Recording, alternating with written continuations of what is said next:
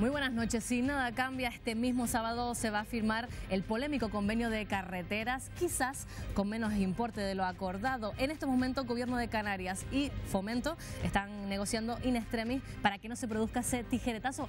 Miguel Ángel, nos preguntamos esta noche, ¿está el Gobierno de Sánchez incumpliendo sus compromisos con Canarias? Por cierto, un convenio que tiene que pasar previamente por el Consejo de Ministros que se celebra este viernes en Barcelona, con la amenaza, por cierto, de los grupos radicales independentistas. ¿Se debería aplicar otra vez el artículo 155? Y a escasos días de la Navidad hemos querido comprobar si los billetes de avión para volar Canarias Península se han incrementado. Les vamos a mostrar los resultados enseguida. Una fecha en donde crecen también las compras navideñas.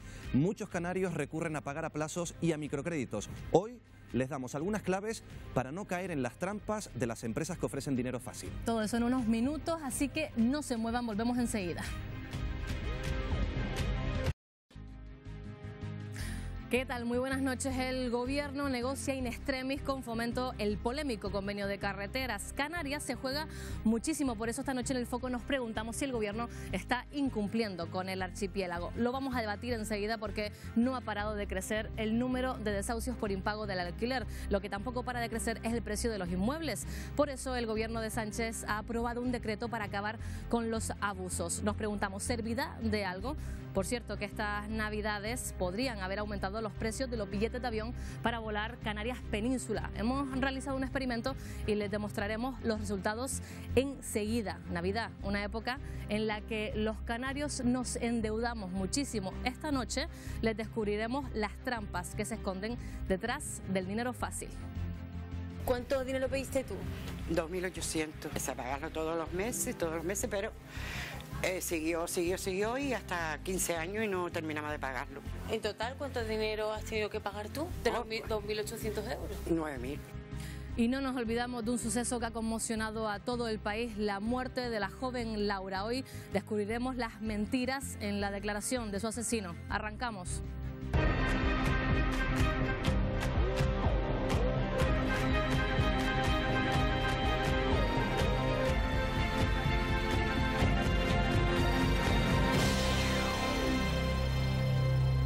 Y arrancamos como siempre, buenas noches, presentando a algunos de los invitados que van a compartir el foco de este miércoles en Televisión Canaria.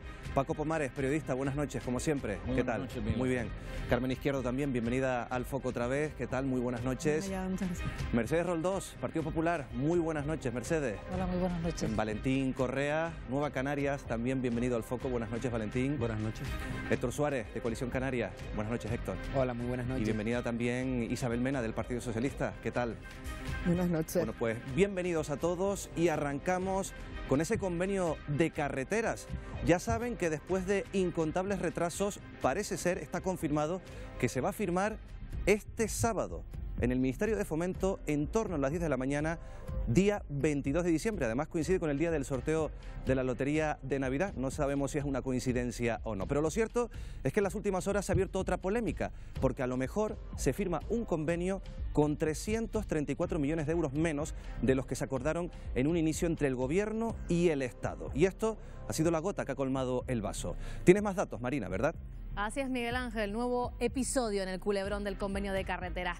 Tras continuos retrasos, el ministro de Fomento ha puesto nueva fecha a su firma, este próximo sábado 22 de diciembre, pero la polémica no acaba porque el Estado fija un importe de 1.800 millones de euros cuando la cifra prevista es de 2.134 millones, es decir, 334 millones menos para las islas, según el Gobierno de Canarias. La diferencia se la recriminaba al senador nacionalista Pablo Rodríguez Cejas al mismo Pedro Sánchez y el presidente le contestaba así.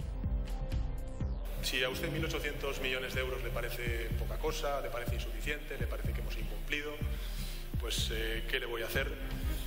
Me temo que cualquier otra cuestión que yo plantee para las Islas Canarias a usted le va a parecer insuficiente. Según el Gobierno de Canarias, este recorte afectaría a 7 vías que están en estos momentos en construcción. Las islas de Tenerife, Gran Canaria, Fuerteventura y La Palma se verían afectadas, aunque para Ángel Víctor Torres la firma es un éxito. Este sábado, 22 de diciembre, se firmará el convenio de carreteras. y por tanto cumplimos, como dijimos, y significarán 1.200 millones de euros para las nuevas obras que están en ese convenio. Pero este no es el único conflicto con el Estado. Los retrasos en otros convenios han formado un frente común de gobiernos, sindicatos y patronales de Canarias que han calificado la situación, escuchen, de deslealtad sin precedentes. Demoras como la del primero de los 3 convenios de obras hidráulicas cuya firma se anuncia ahora, para enero. Un documento que prevé una inversión de 200 millones de euros. Y más controversia, el Estado rechaza firmar el convenio plurianual de infraestructuras educativas. Esto supondrá que el Ejecutivo Central solo invertirá los 42 millones correspondientes a este año, dinero que aún no ha llegado, a lo que se suma otro capítulo más. La consejera de Hacienda, Rosa Dávila, ha calificado de bajeza inaceptable que el gobierno de Sánchez frene los 30 millones de euros para la lucha contra la pobreza. Así son las cosas y con tantos frentes abiertos no corren los mejores tiempos en las relaciones Canarias-Estado.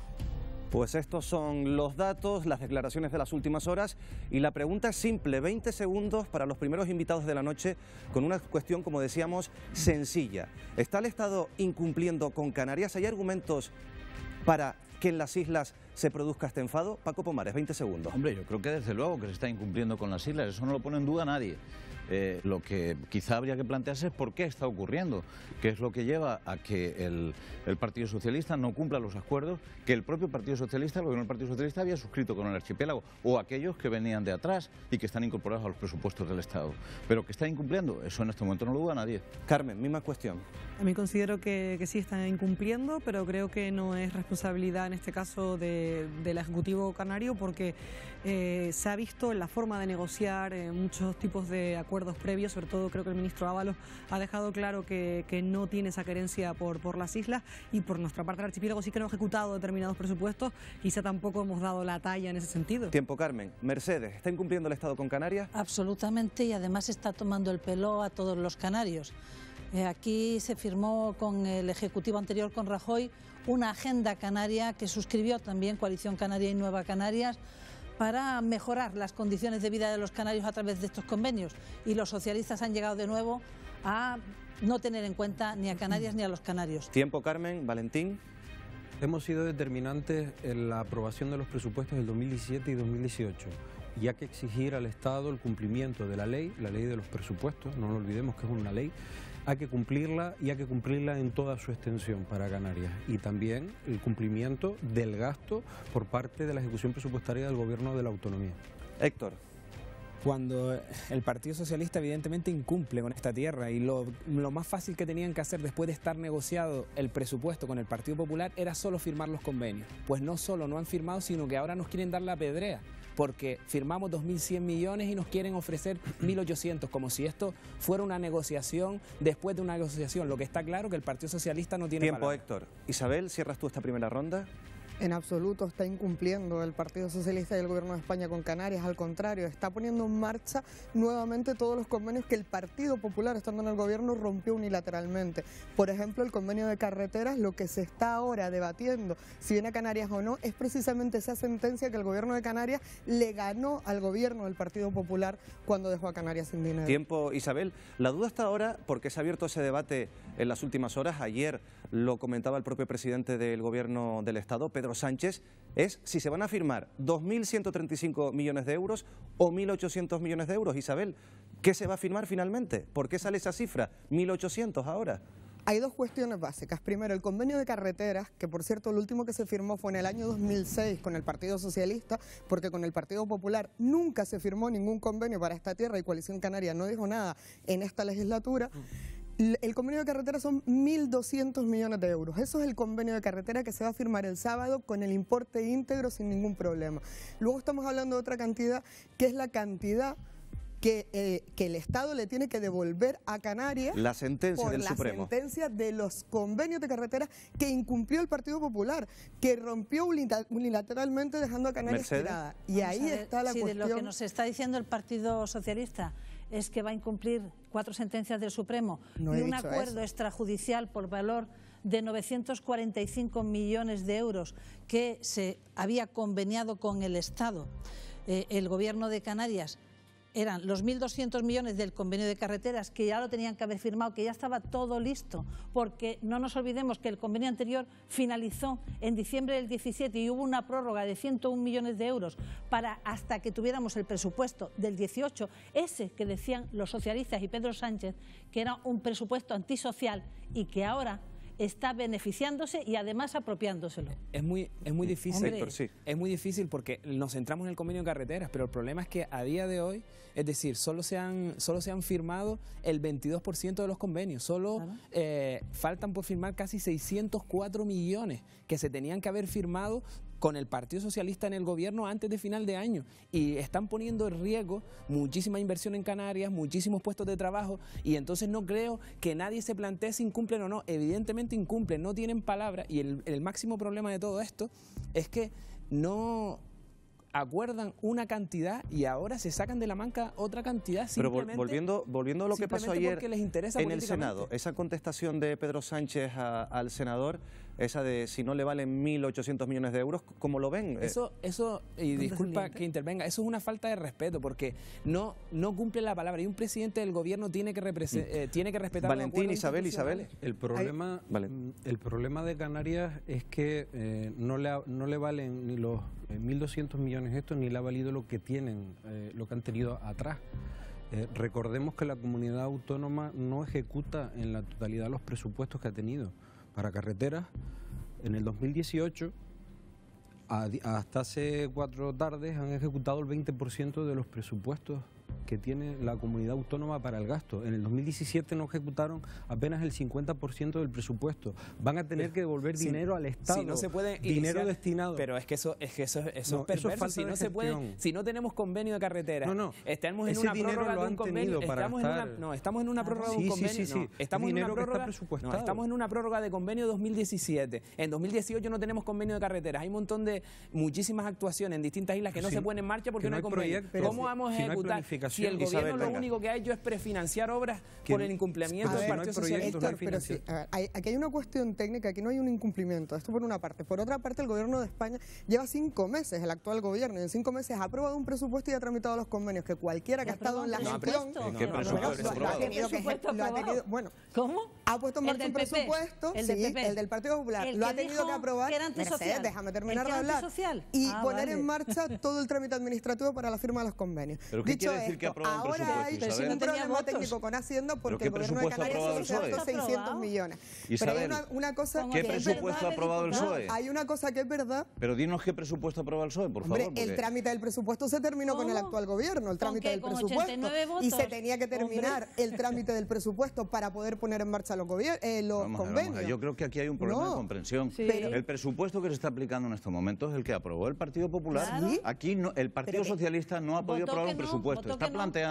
Está planteando la posibilidad de discutirlo en el mes de enero. Pero de momento el Partido Socialista lo único que ha hecho ha sido aplicar un presupuesto aprobado por el Partido Popular. El trámite del presupuesto es un mecanismo parlamentario que quedó cerrado cuando el Partido Popular aprobó el presupuesto. No ha habido ningún otro trámite del presupuesto. Empezaría en el mes de enero ese trámite si ustedes llevan el presupuesto al Parlamento. Pero de momento no se han decidido a llevarlo. En 5 meses se han puesto en marcha los trámites administrativos para firmar todos los convenios que el Partido Popular nunca firmó en todos los años que gobernó, nunca firmó. Pero hay una cosa que es real. A ver, hay un problema técnico con Hacienda porque el gobierno de Canarias se gastó 600 millones en la época en la que el Partido Popular lo rompió unilateralmente, y ahora hay 900 que el Partido Socialista quiere que vengan a Canarias y que está trabajando para que vengan a Canarias. Seguimos debatiendo de este tema, pero queremos conocer a alguien que está dentro de esas negociaciones, que esta semana también está valorando si se va a firmar o no se va a firmar ese convenio de carretera. Saludamos a la portavoz del Gobierno de Canarias y consejera de Hacienda, Rosa Dávila. Buenas noches. Hola, ¿qué tal? Buenas noches. Bueno, se confirma que se firma este convenio el próximo sábado en Madrid. Señora Dávila.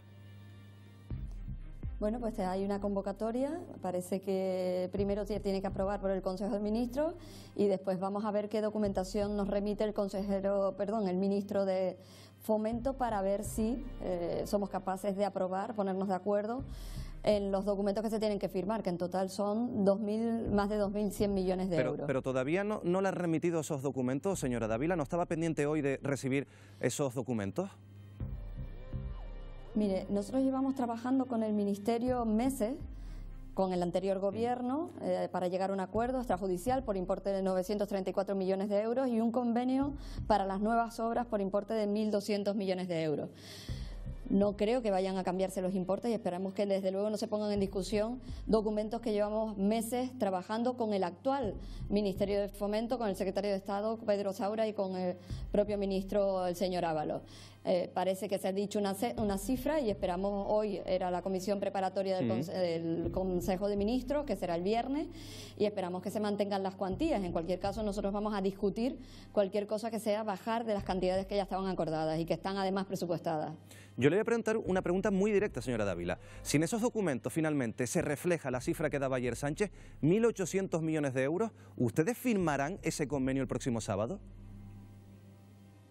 En primer lugar, decir que son dos documentos distintos o tres documentos distintos. Es decir, hay un convenio de carreteras por 1.200 millones de euros. Y la para sentencia. Nuevas obras, y el cumplimiento de efectivamente, la sentencia extrajudicial. Entiendo que el Ministerio tendrá que remitirnos la documentación para ver dónde se están discutiendo esos millones. Desde luego no puede ser en la sentencia, en todo caso acudiríamos a los tribunales. Usted ha argumentado también estos días que quizás ese dinero que se pretende recortar, mejor dicho, va destinado hacia otros destinos, nunca mejor dicho, valga la redundancia. ¿Sigue defendiendo esto, que este dinero que tiene que venir a Canarias, a las carreteras de Canarias, está derivándose hacia otros lugares? Es que no estamos hablando solamente de las carreteras, estamos hablando que ahora se están discutiendo más de 300 millones en el convenio de carreteras o en esas tres herramientas, pero es que faltan más de cerca de 500 millones por llegar a Canarias en apenas 9 días, que se tienen que sustanciar en acuerdos, convenios o en resoluciones que hasta la fecha no han llegado. Quiero recordar que el presidente Pedro Sánchez acordó con el presidente de Canarias que antes de finales de noviembre estarían firmados todos los convenios, que además tienen carácter plurianual, que no solamente es la cuantía de la anualidad del 2018, las cantidades para el plan de pobreza, quiero recordar que son 30 millones, el plan de infraestructuras hidráulicas 40 millones, el plan de infraestructuras educativas 42 millones, y así, bueno, pues desde la playa Valle Seco, las viviendas de las Chumberas, etcétera, etcétera, hasta, como decía, más de cerca de 500 millones que no han llegado a Canarias y que estamos pendientes tan solo de un Consejo de Ministros y de la resolución de los distintos ministerios. Han sido ya 6 meses de retrasos, con lo cual ya la confianza está perdida, el incumplimiento es flagrante y por lo tanto lo único que podemos hacer en este momento es denunciar la situación que se ha dado y el incumplimiento que está teniendo el Gobierno de España con un presupuesto que heredó de otro gobierno que negoció el Gobierno de Canarias y los partidos que están representados en el Congreso de los Diputados, y que era un magnífico presupuesto con el que se cumplía el régimen económico y fiscal. Rosa Dávila, portavoz del Gobierno de Canarias y además consejera de Hacienda. Muy buenas noches, gracias por estar con nosotros en El Foco. Bueno, Carmen, todavía no tienen los documentos, no se sabe lo que se va a firmar este sábado. ¿Te parece normal? Me parece que tiene luminosis ya esta negociación, como sucedía en las Chumberas, algo que hay que resolver y que realmente lo hemos visto también reflejado en este debate. La política, desgraciadamente, se está notando en algo que debería ser donde primaría un poco también los partidos, pero sobre todo la gestión y sobre todo el fin. Y sí es verdad que hay que un poco entonar el mea culpa en esa ejecución presupuestaria por parte ya desde Canarias, pero que no se puede negociar ni rebajar los presupuestos, y menos también, como decíamos, en esa actitud un tanto condescendiente, ni muchísimo menos. Espero que se acuda a tribunales y espero que se cumpla lo negociado. Sí, básicamente decir dos cosas. Lo primero, y creo que es necesario insistir, el Partido Socialista ni ha aprobado ningún presupuesto, ni ha iniciado ningún trámite presupuestario para aprobar un presupuesto. Quizá lo haga en enero, pero no lo ha hecho. Lo que está haciendo es aplicando el presupuesto que fue aprobado por el Partido Popular con el apoyo de otras fuerzas políticas en el Parlamento, y que efectivamente calificó de un presupuesto antisocial, etcétera, etcétera. En relación con los convenios, aquí hay una confusión extraordinaria. Tenemos por un lado una negociación que ya ha fructificado, porque un convenio es un acuerdo entre dos partes, no es algo que aprueba el Gobierno de la Nación, es un acuerdo entre dos partes. Lo otro puede ser una decisión política de qué opino yo sobre el convenio, pero un convenio es un acuerdo entre dos partes, y el acuerdo que había era 1.200 millones por el tema del convenio de carreteras durante X años, más el pago de la deuda que se tiene como consecuencia de que los tribunales españoles condenaron al Gobierno de la Nación por una decisión tomada unilateralmente por el Partido Popular de no cumplir con los acuerdos del convenio de carreteras. Esas son las dos cosas. Yo tengo la certeza, y cada día la tengo más, entre otras cosas, después de escuchar a Isabel Mena decir que estamos hablando de 1.200 millones, yo tengo la certeza de lo que ha ocurrido es que el señor Sánchez se equivocó ayer y habló de 1.800 millones cuando en realidad no está de eso, porque tampoco tiene por qué tener en la cabeza todo. Dijo, son 1.800 millones. Seguramente tendría que haber dicho, son 2.100 millones o son 1.200 más luego 890. A lo mejor el señor Sánchez no sabe sumar, Isabel, pero tengo el convencimiento de que no se va a producir o no se puede producir una modificación, lo que ya estaba acordado, que eran 1.200 millones. A ver, no se produce una modificación en lo que ya estaba acordado, que es el convenio de carreteras, que son 1.200 millones. Y efectivamente, como tú has explicado, estamos hablando de dos documentos distintos. Ya estamos hablando de una parte, de una sentencia que vuelvo a repetir, porque claro, es que yo escucho a Mercedes Roldós hablar como si esa sentencia no tuviera nada que ver con ella, cuando es una sentencia al gobierno del Partido Popular. Lo que estamos hablando es de un conflicto técnico, de si se gastaron 600 millones o 900. El Partido Socialista Canario está de acuerdo en que tienen que venir los 900, ya está trabajando para eso. Otra cosa es que la estrategia de Coalición Canaria, desde el minuto 1 en el que Pedro Sánchez es presidente, ha sido de confrontación constante. Cuando se están retomando los convenios que insisto, el Partido Popular nunca Pero Isabel, firmó. 1.200 y 900 Paco, no suman 1.800, lo sabe cualquier estudiante de secundaria. 1.200 y 900 suman 2.100, no suman 1.800. Brevemente, Héctor. Sánchez se ha equivocado. Perdona, Paco. Hay una yo creo que lo que hay es una estrategia de Coalición Canaria de enfrentamiento constante para ocultar una realidad que también se ha dicho aquí en este debate, y es que son incapaces de gestionar el dinero que tienen. Vale, que no van a ser te lo capaces compro, de gestionar te lo compro, Isabel.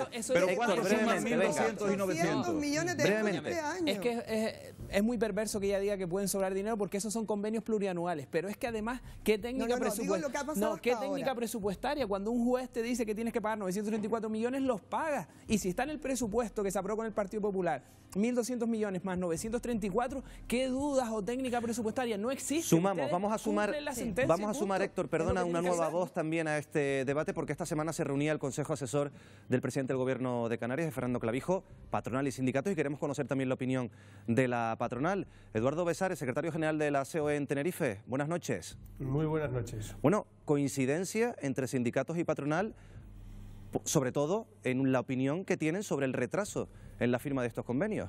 Sí, yo creo que la coincidencia es unánime y realmente el que no esté de acuerdo pues va contra lo que son los hechos, ¿no? Pero, ¿por qué? O sea, ¿por qué está pasando según ustedes esto? ¿Y qué consecuencias tiene para Canarias, señor Besares? Mire, la verdad que se me escapan las razones, ¿no? Parecen de tipo político, no de tipo técnico, ¿no? Puesto que estaba todo ya presupuestado y consignado, ¿no? Las consecuencias son evidentes.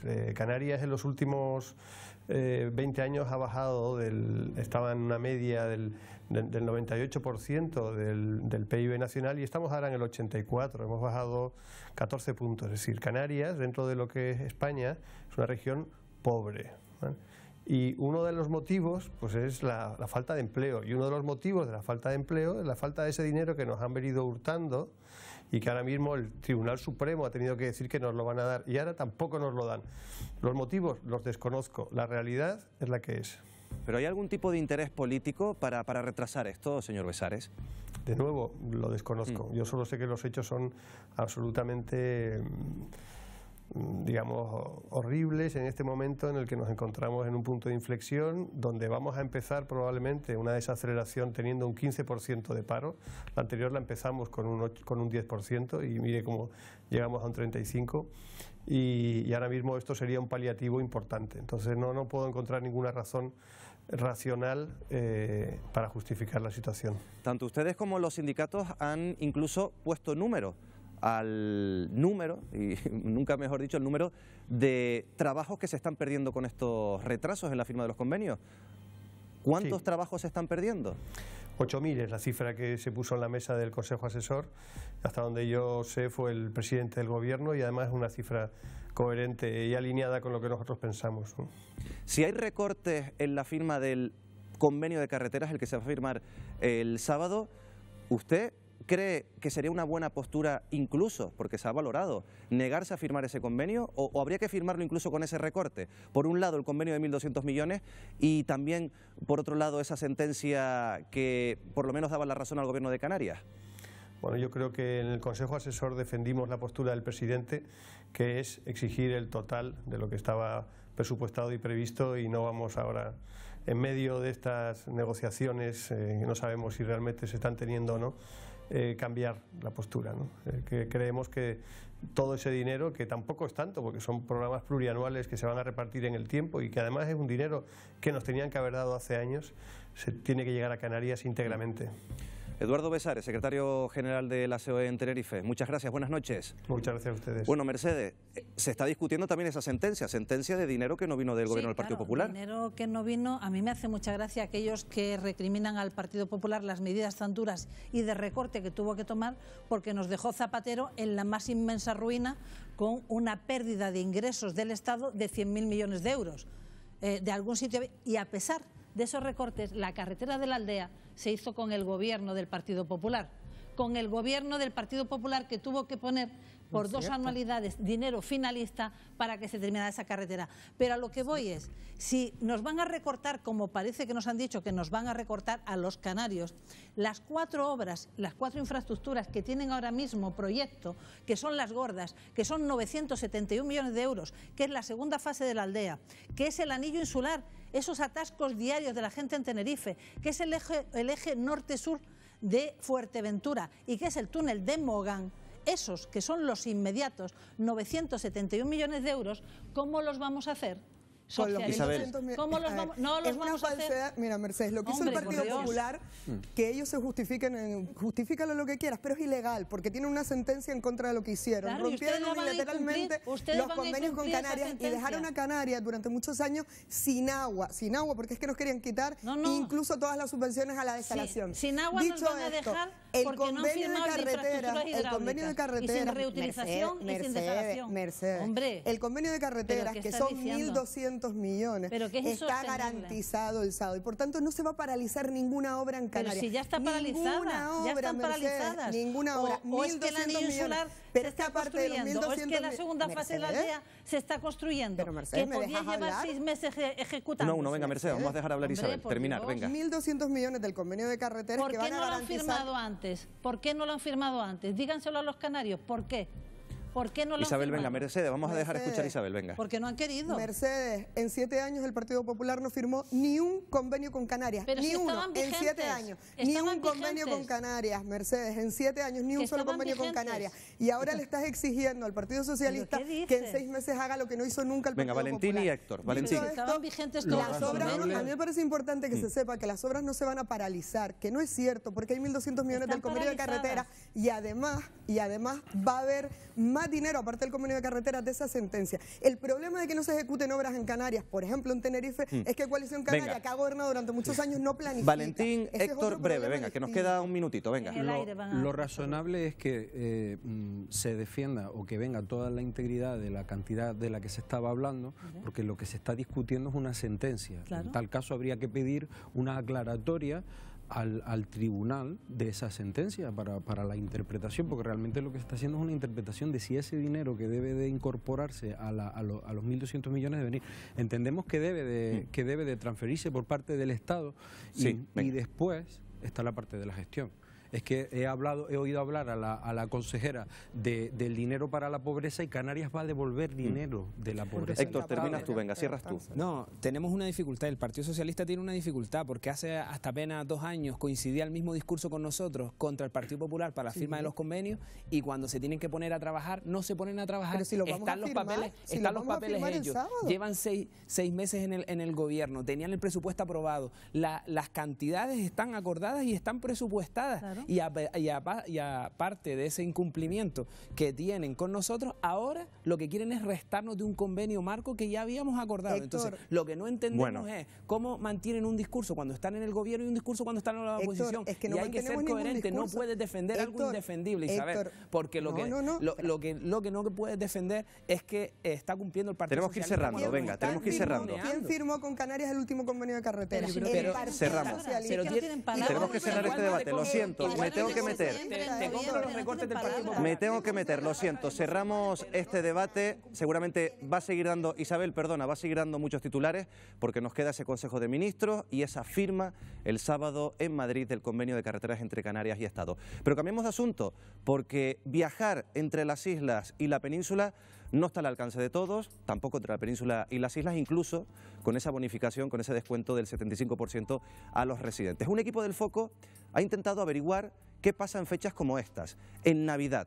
¿Es cierto que suben los precios de los billetes de manera alarmante? Vean lo que han encontrado. Volar de Canarias a Península y viceversa se convierte en un gran desembolso económico cuando se acercan las Navidades, pero realmente suben los precios. Desde la redacción del Foco hemos querido comprobarlo.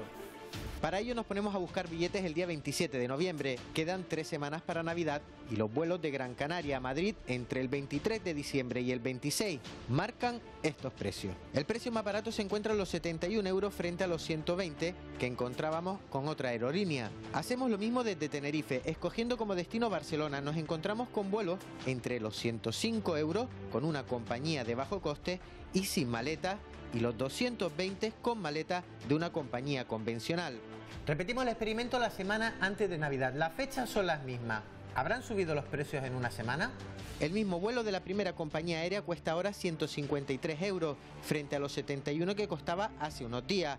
La otra cuesta ahora 135 frente a los 120 euros anteriores. Repetimos la búsqueda con origen en Tenerife, destino Barcelona. El precio en este caso se mantiene con respecto a la anterior búsqueda, situándose entre los 110 euros, la de bajo coste, y los 211, la aerolínea regular. Como ven, la mayor parte de los vuelos ha sufrido un incremento en el precio con respecto a la tarifa inicial, pero vamos a ir un paso más allá. Vamos a buscar las mismas conexiones después de las fiestas navideñas, entre el 12 y el 16 de enero. Estos son los resultados. De Gran Canaria a Madrid encontramos una primera compañía convencional que ofrece el vuelo desde 37 euros, cuando la semana de Navidad costaba 153. Ya ven, 116 euros menos. La otra compañía de bajo coste que realiza el trayecto nos lo oferta por 8,50. Con origen Tenerife y destino Barcelona encontramos la misma tendencia. Si antes el billete de la compañía de bajo coste costaba unos 110 euros, ahora lo encontramos por 13,50. Y el de la compañía convencional por 61, en vez de los 220 que encontramos para Navidad. Ya lo han visto, estos son los datos. Los precios se multiplican la semana antes de Navidad y en nuestra búsqueda hemos utilizado las principales capitales españolas, Madrid y Barcelona, utilizando las variables más económicas. Si nos vamos a destinos más pequeños, como Alicante, nos puede salir por 1.200 euros, o Sevilla cerca de 2.000, utilizando además escala y empleando en el trayecto hasta 7 horas. Pero es que pasar las fiestas navideñas con nuestros familiares y amigos no tiene precio. Y estos son los datos, ya lo han visto, y nosotros lo queremos llevar a debate. Y tienen 20 segundos para responder. ¿A quién ha beneficiado el descuento a residentes del 75%? ¿A los ciudadanos o a las aerolíneas? Paco Pomares, 20 segundos. Yo creo que ha beneficiado a los dos. Si se pueden comprar billetes para ir a la península por 8 euros en situaciones de calendario normal, es que efectivamente hay un beneficio para la ciudadanía muy claro, porque se ha pasado a pagar la mitad exacta de lo que se pagaba antes en los vuelos. Y a las compañías también se las ha beneficiado, porque las compañías pueden mejorar la cantidad de billetes que facturan y ganar más dinero, y además hacen trampas. Tiempo, Carmen, aerolíneas, ciudadanos. Yo creo que las aerolíneas están por ahora prevaleciendo porque no hay ese seguimiento de precios que se esperaba, y yo siempre comento, cuando ya teníamos una experiencia previa donde se debería haber aprendido, Baleares ya ha advertido que hay determinadas situaciones que hay que revisar y que sí, es una buena idea, que hay que cumplirlo, pero que hay que ponerle coto a esa situación porque por ahora Tiempo, no estamos tan Carmen, Mercedes, aerolíneas o ciudadanos. ¿Quién ha ganado? Creo que fundamentalmente los ciudadanos, y creo que las autoridades tienen que hacer un ejercicio, por un lado, de transparencia a través del Observatorio de Conectividad y de Precios, que lo que tienen que hacer es publicar los datos de ese observatorio que está aprobado desde el año 2013, que nos lo cuenten, y en segundo lugar, vigilancia, que es el plan de vigilancia de las subvenciones aéreas y marítimas. Claramente, eso es tarea del gobierno. Claramente es un éxito es una conquista muy importante para Canarias la conectividad con Península. Ya en 2017 se consiguió la conectividad entre islas. Existen precios de referencia que deberían de aplicarse también entre Canarias y Península, pero claramente es un éxito conquistado para Canarias. Héctor. Evidentemente es un éxito para los ciudadanos, pero lo que está claro es que los precios siempre se han elevado en Navidad y en esa semana, en el 2017, 16, 15, entonces eso es una cuestión de oferta y demanda. Lo que sí es verdad que el Observatorio de Precios, el Estado tiene que estar muy vigilante, sobre todo hacer partícipe a Canarias, Baleares, Ceuta y Melilla de ese observatorio para que se transparente toda esa gestión y podamos conocer el resultado. En este momento es un éxito mayor para las aerolíneas que para los ciudadanos, porque si efectivamente se produce un aumento del precio de los billetes y nos encontramos además con casos que reafirman otras teorías, como que cueste más caro un billete a Madrid que un billete a Londres o un billete a Berlín, pues estamos ante un problema grave de elevación de los precios que produce un beneficio al final a la aerolínea. Tiempo, Isabel, pero realmente, ¿ustedes no creen que están las compañías sacando cierta tajada? Pero era normal, es decir, cuando aumenta, pasó en el descuento de residentes en Canarias, en los desplazamientos entre islas. Las aerolíneas, todas en su cuenta de resultados, todas hemos visto que han facturado muchísimo más. Entonces, eso también va a ocurrir a nivel del Estado español. Pero el tema no es ese, el tema es que tenemos que vigilar y estar vigilantes a las actuaciones de las compañías, estudiar bien los precios, pero es que para eso hay una herramienta del gobierno del Estado español, pero tiene que hacer partícipe, en mi opinión, a las comunidades autónomas y a las ciudades autónomas para que entre todos veamos efectivamente qué es lo que ha ocurrido, se pongan las cosas sobre la mesa y los ciudadanos sepan qué compañías están subiendo los precios, cuáles no y cuál es la evolución en el mercado. Yo creo que eso es clave. Es que no solamente con nivel de urgencia, considero con nivel de urgencia porque si no al final prácticamente estás volviendo remolonas a las empresas para que reciban una subvención y no se deriven en ciudadanos, que no es una cosa que tengamos que esperar más tiempo, es algo urgente, porque si no, otras posibles demandas, como que los canarios puedan viajar si están ya residiendo en la península a su tierra,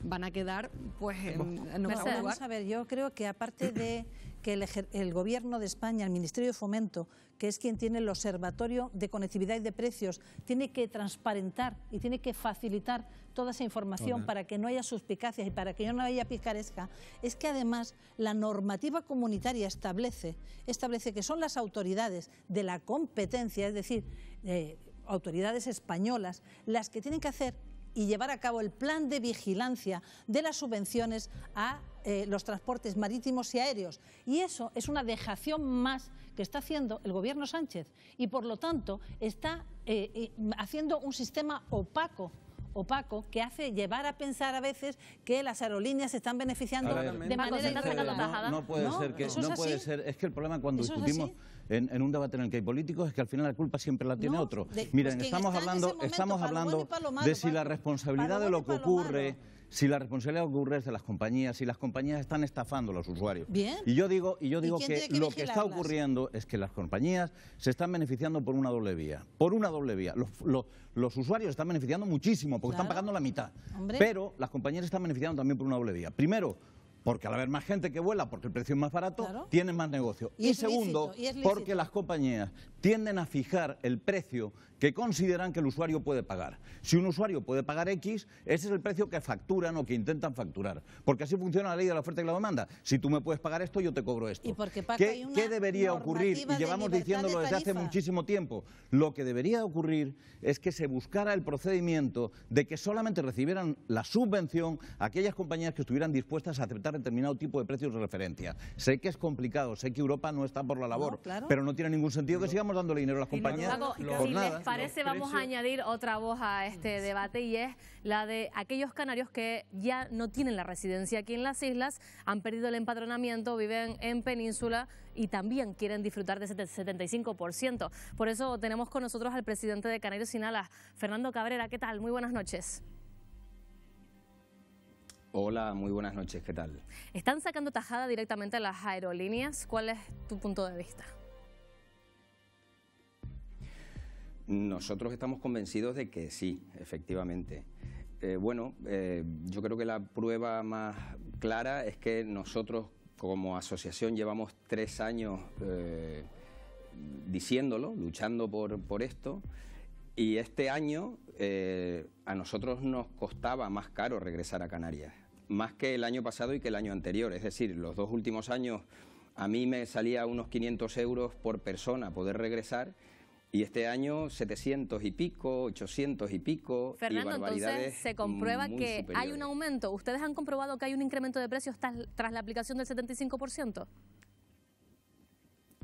Sí, para nosotros desde luego. A lo mejor el canario residente no lo nota tanto porque se le aplica un descuento que para nada es el 75% con respecto al 50%. Quiero decir, los precios han subido un poquito, al canario residente le sale quizás un poquito más barato que antes, pero no la mitad. A nosotros nos sale el cuádruple. Antes nos costaba el doble que a los residentes y ahora nos cuesta el cuádruple que a los residentes. Fernando, cuéntame exactamente un billete para venir a estas Navidades a Canarias. ¿Cuál es el precio? Ahora mismo 700 y pico. Antes lo miré para ver si, digo, ya no voy a ir porque ya tengo las Navidades organizadas aquí, naturalmente. Pero lo miré por curiosidad, digo, a ver qué me costaría si decidiese ahora de repente ir este sábado. Para regresar el día 3 de enero y me costaba 700 y pico.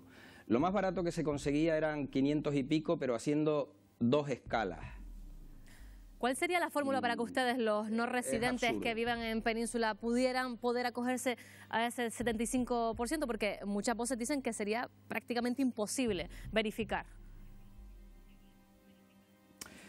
Hombre, lo lógico sería aplicar una regulación de precios desde una obligación de servicio público. Es una herramienta que la contempla el Ministerio de Fomento, pero no se aplica. Las características, las condiciones geográficas que tiene Canarias con respecto a la península cumplen los requisitos para que se pueda aplicar esta obligación de servicio público, que no solamente... El único requisito no es que no hayan plazas o no hayan aviones suficientes, no. También hay un requisito que consiste en las tarifas.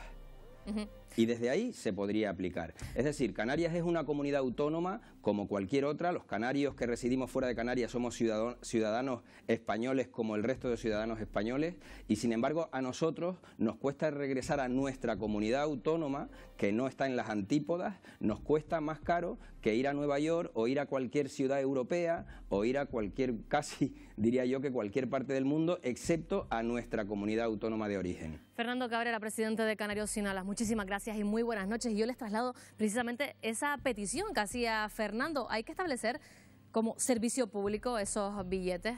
Valentín. A ver, vuelvo a insistir en que esto es una conquista de derechos para los canarios.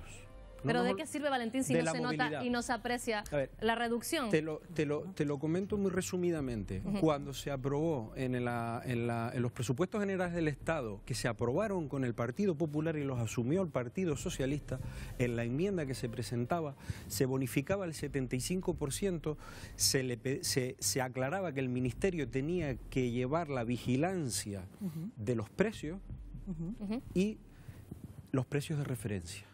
Es importante porque con los precios de referencia podemos ayudar también a estos canarios que están en la península y que no dejan de ser tan canarios como los que estamos aquí. Héctor, ¿servicio público?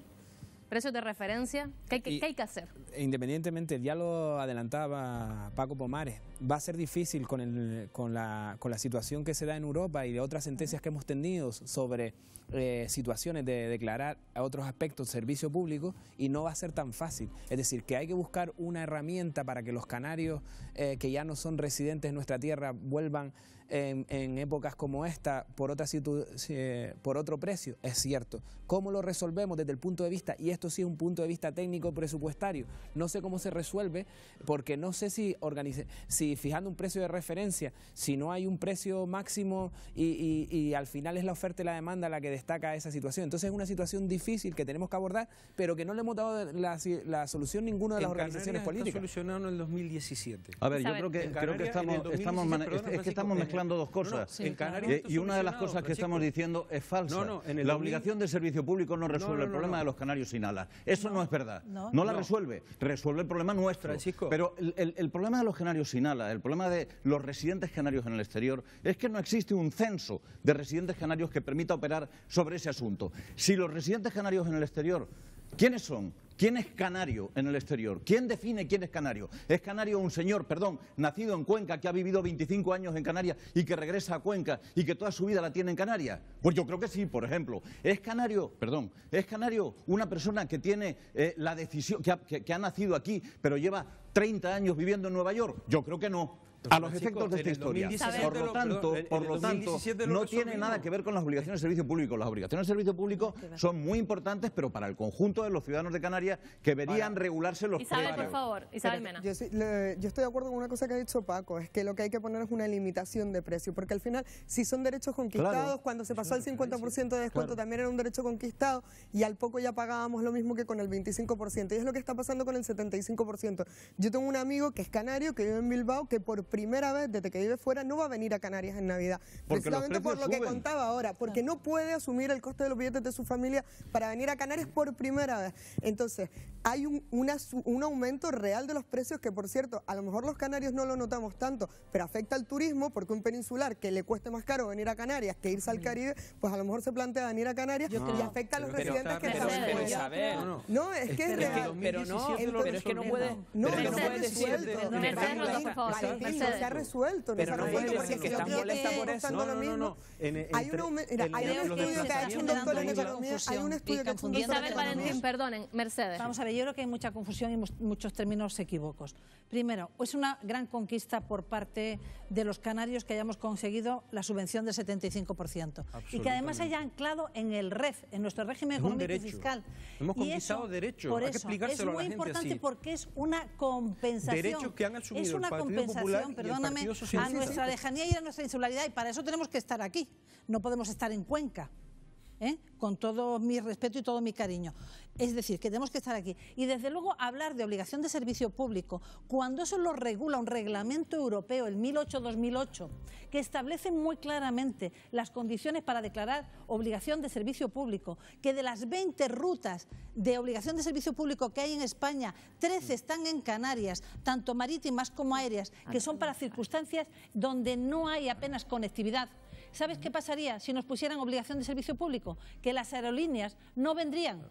Mercedes, terminando brevemente y cerramos cerramos con Héctor. Héctor. No, la dificultad es que a mí me sorprende realmente. Yo coincido con Isabel en estos momentos y en estas épocas, y si busco yo un vuelo para irme a Madrid o viceversa, o un canario que reside en Madrid viene, los precios son desorbitados. Pero es que el Partido Socialista tiene un mecanismo desde que se aplicó el 75%, que es intentar que sea lo más transparente posible una comisión, un observatorio de precios que nos podía haber dado un camino, que de ahí podían haber salido unas conclusiones en donde nos dijeran, vamos a fiar los precios de referencia, pero no puedes estar quejándote, pero con el más... Pero eso no sirve para nada. La experiencia ha demostrado que eso no sirve para nada. No se puede intervenir en el mercado de esa manera. No lo va a permitir Europa. La única manera, pero si es que es sencillísimo, yo no entiendo cómo no lo aplican. La única manera de resolver este asunto es estableciendo un criterio que no depende de Europa ni depende de nadie, que es que la subvención solamente se paga a aquellos billetes, a aquellas tarifas que lleguen a una determinada cantidad y a partir de ahí no se pagan. Y se tenemos acabó. que cambiar de asunto, yo me imagino que lo habrán visto. Ha aumentado la tensión política ante la inminente celebración del Consejo de Ministros en Barcelona. El próximo viernes, más de 9.000 agentes de seguridad intentarán blindar esa reunión ante las masivas convocatorias de boicot.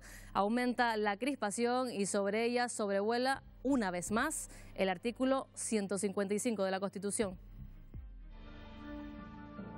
Se confirma que el Consejo de Ministros se realizará el próximo 21 de diciembre en Barcelona, en el momento en el que Cataluña vuelve a estar en el centro del debate. El pasado fin de semana, su presidente Quim Torra llamaba a la vía eslovena para lograr la independencia.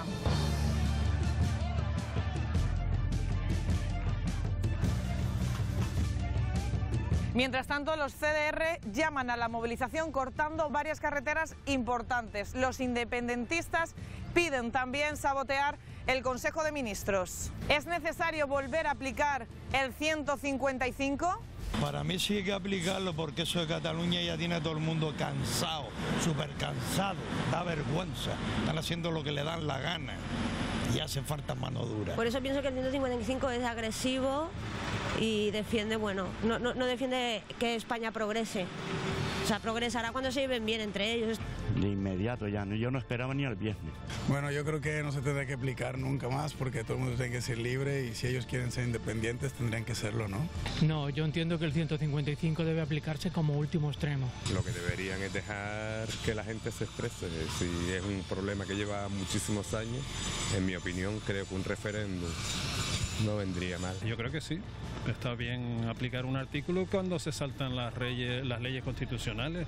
Se deberían de anular todas las comunidades autónomas porque España es una sola e indivisible. Como han visto, opiniones para todos los gustos y les traslado esa pregunta. ¿Se debería aplicar otra vez el artículo 155 en Cataluña? 20 segundos, Paco. Yo no lo tengo claro, pero desde luego lo que está claro es que esta situación no se puede mantener. No se puede mantener porque estamos viviendo una provocación constante y además estamos viviendo una provocación que ya empieza a rayar lo que es intolerable. Una provocación que llama a la confrontación civil de los ciudadanos de Cataluña. No puede ser que el presidente de la Generalitat esté planteando la conveniencia de ir a un sistema como el eslovaco, que lo que implica es un conflicto bélico entre ciudadanos. Paco. 155, ¿sí o no? Otra vez, Carmen. Quizás sea otra medida, porque la aplicación fue una especie de vaselina que no ha resultado para nada. Creo que quizá cambiar los interlocutores que hasta ahora se han empleado, me refiero desde Cataluña, y emprender un diálogo nuevo. Y siempre digo desde el diálogo, no lo que hemos visto hasta ahora. Mercedes. Yo creo que hay que aplicar el 155 porque se está vulnerando la legalidad, el Estado de Derecho, los principios constitucionales y, lo que es más grave todavía, la convivencia de los ciudadanos en Cataluña. No se puede permitir lo que está sucediendo y el Estado tiene que intervenir. La principal prueba es un Consejo de Ministros que tiene que ir con 9.000 policías. Eso no es normal. Valentín. El 155 no es el comodín del público. Es decir, hay que separar, hay que defender la Constitución, hay que defender la aplicación de la Constitución, pero hay que separar la parte jurídica del debate político que se está generando en torno al 155 y hay que ser prudentes y hay que ser dialogantes. Héctor. Evidentemente, cuando se salta a alguien la Constitución y depende de lo que ocurra a partir del el Consejo de Ministros, será un punto de inflexión y en función de lo que haga, como nos retratamos todos los partidos cuando tuvimos que votar si se aplicaba o no se aplicaba. Pero lo que está claro es que el Partido Socialista desde la oposición vendía diálogo, vendía que iba a resolver esta situación y no solo no la ha resuelto, sino que se ha empeorado. Isabel. Aplicar el 155 cuando se hizo no solucionó los problemas de Cataluña. De hecho, seguimos un año más tarde hablando de un conflicto abierto todavía entre el Estado de Cataluña y por tanto creo que hay que buscar otras vías y el diálogo es una de esas vías. Y el Partido Socialista se ha propuesto el diálogo desde el día que tomó posesión el presidente, pero para que haya diálogo hay dos partes. Hablábamos antes, hace unos minutos en el foco, de la celebración de ese Consejo de Ministros en Barcelona. Les hago una pregunta, ¿es una provocación o es un síntoma de normalidad, Paco? ¿Pero qué va a ser una provocación? ¿Pero cómo va a ser una provocación que el gobierno... ¿Cómo va a ser una provocación que el gobierno de la nación celebre un Consejo de Ministros donde decida celebrarlo dentro del país? ¿Pero qué clase, en qué clase de cabeza cabe que el gobierno de la nación no pueda reunirse donde considera en cualquier lugar de España? ¿Sería una provocación que viniera a celebrarlo a Canarias? No. ¿Qué pasa? ¿Que tenemos que dar por hecho que hay que pedirle permiso al gobierno de Cataluña, para que el gobierno de la nación pueda estar en Cataluña? Pues que nos estamos volviendo locos, es que estamos perdiendo el sentido de la normalidad. Miren, yo les voy a decir una cosa y concluyo.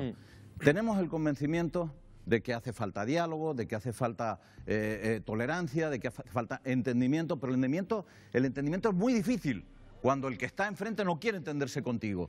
Y yo lo que sí tengo es la certeza de que antes de que pase demasiado tiempo, esa posición que tú acabas de plantear, de que el Partido Socialista no está por el 155, va a cambiar, va a ocurrir antes de las próximas elecciones. Bueno, enseguida seguimos debatiendo de Cataluña con ese Consejo de Ministros a la vuelta de la esquina. En 3 minutos volvemos y seguimos hablando de si aplicamos o no el 155.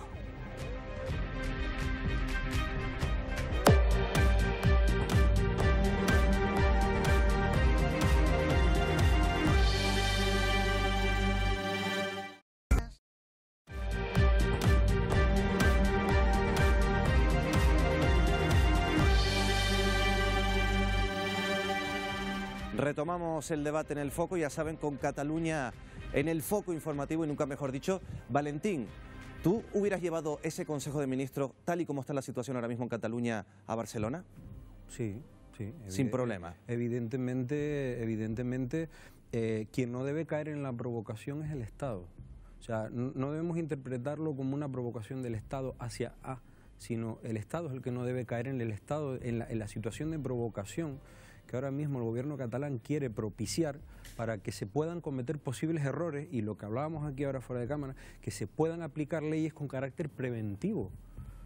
Porque esa situación de victimismo es la que se quiere crear, creando provocaciones, pero no situaciones que probablemente desde el punto de vista jurídico sea de difícil Mercedes, entonces tú estás de acuerdo con llevar el Consejo para allá. Yo creo que primero estoy absolutamente de acuerdo. Faltaría más que el Gobierno de España no se pueda reunir en cualquier parte del Estado español. Faltaría más. Esto es una anomalía absoluta que un Consejo de Ministros tenga que estar blindado con 9.000 policías. Esto es una anomalía más. Y yo vuelvo a recordarle a los oyentes que el 155 lo que dice es que cuando no se cumplen con la Constitución o con otras leyes por parte de una comunidad autónoma, como está sucediendo en Cataluña, y cuando se actúa por parte de una comunidad autónoma en contra de los intereses del Estado español, entonces el Gobierno de España tiene la obligación de intervenir y de primero mandarle la carta como se mandó en Canarias en el año 89 y luego actuar y llevarlo al Senado. Y ya el Partido Popular le ha dicho al Gobierno de España que tenemos la mayoría absoluta en el Senado y que aprobaríamos ese 155 Isabel, para volver a la legalidad y a la convivencia. ¿De acuerdo con Mercedes? Estoy de acuerdo en que el Consejo de Ministros se celebre en Cataluña. Por supuesto, es que Cataluña es España y por tanto hay que darle normalidad a las relaciones entre Cataluña y el resto del territorio y por supuesto entre el Gobierno de España que también es gobierno en Cataluña. A mí no me parece que sea una provocación, a mí al contrario, me parece un paso inteligente y una manera de dar normalidad a la relación. Y respecto a esa posibilidad de esa aplicación del 155, como decía Mercedes. Lo dije antes, el 155 no solucionó el problema de Cataluña. Ahora, el Partido Socialista siempre ha dicho, si hay que volver a aplicar el 155 porque la situación lo requiere, se volverá a aplicar el 155, pero en este momento lo que toca es intentar buscar una vía política, una vía dialogada para que este conflicto acabe, porque es obvio que lo que hemos hecho hasta ahora, incluso aplicar el 155, como hizo el Partido Popular con el apoyo del resto de la Pero ¿por dónde tiene que ir esa vía política, Carmen? Porque claro, aquí se está hablando de diálogo, pero nos encontramos con posturas... Es que evidentemente por la zona en la que se va a celebrar va a haber bastante polémica, va a haber quizá más violencia, hay algo orquestado. Se dijo en su momento que los partidos nacionalistas deberían ser responsables con la ciudadanía. A veces quizás están más preocupados por su repercusión legal, personal, y por eso no les importa tanto mover a las masas. Y quizá también de esta forma determinados partidos puedan justificar después la aplicación de 155 sin sentirse dictadores, digamos, porque hay esa vergüenza, porque habrá tanta violencia en las calles que estará justificado. Con lo cual va a haber personas dañadas quizás necesariamente.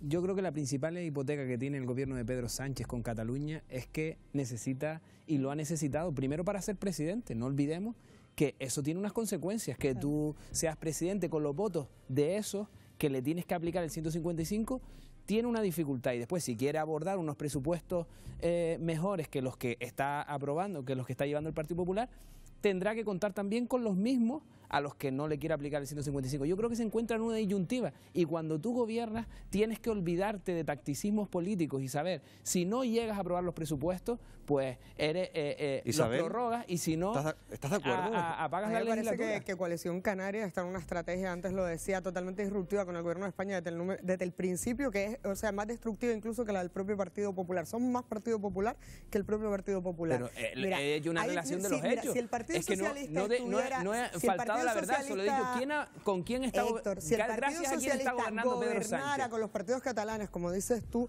ya habría presupuesto, ya se habrían aplicado otras leyes porque habría mayoría. La realidad es que el Partido Socialista ¿cómo está la Moncloa? ¿Gracias a quién? Partidos catalanes. ¿Gracias a quién? No es verdad. Pero gracias a quién está la Moncloa. No es real. Gracias a quién está la Moncloa. Pues mira, entre otras cuestiones, a que Coalición Canaria también se ¿Y a quién más? El Partido Socialista intentó que los catalanes aprobaran el presupuesto.